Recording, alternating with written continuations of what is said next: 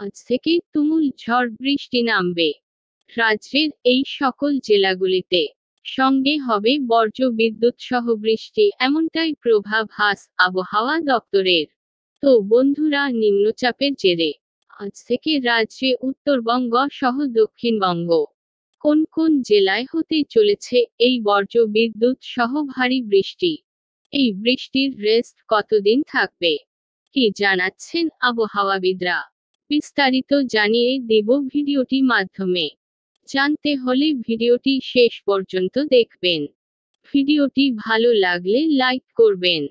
আর এমনই আবহাওয়া latest trending আপডেটগুলি প্রতিনিয়ত আপডেট পেতে হলে আমাদের চ্যানেলটিকে সাবস্ক্রাইব করে পাশে থাকা বেল আইকনটি প্রেস করে আমাদের সঙ্গে থাকবেন।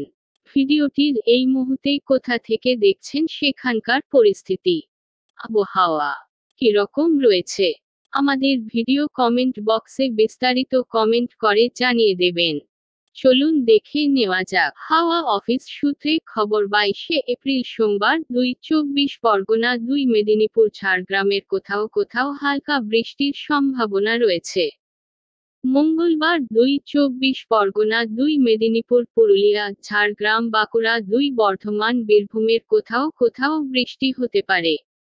বৃষ্টির সঙ্গে ঘন্টায় 30-40 কিলোমিটার বেগে দমকা হাওয়া বইতে পারে। অন্যদিকে শনিবার পর্যন্ত উত্তরবঙ্গের 5 জেলায় বজ্রবিদ্যুৎ সহ বৃষ্টির সম্ভাবনা রয়েছে। বৃষ্টির সঙ্গে কোথাও কোথাও ঘন্টায় 30-40 কিলোমিটার বেগে দমকা হাওয়া বইতে পারে। বৃষ্টির সম্ভাবনা রয়েছে দার্জিলিং, কোচবিহার, আলিপুরদুয়ার, জলপাইগুড়ি, কালিম্পংয়ে। মঙ্গলবারও বৃষ্টির সম্ভাবনা রয়েছে।